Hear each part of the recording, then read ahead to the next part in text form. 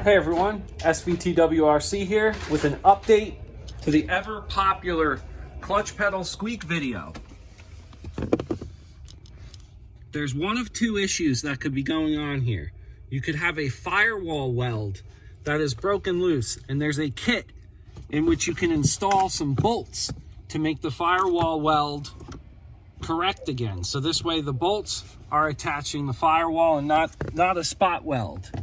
The second is when you depress your clutch pedal, there is a rod that goes into a rubber boot when you depress the clutch pedal. And that rubber boot and rod will squeak. It's a good idea to try this before you go ahead and see if the firewall is the issue. So just spray that boot up in there, right there. Spray that arm, and your noise will go away. Clean it up once or twice.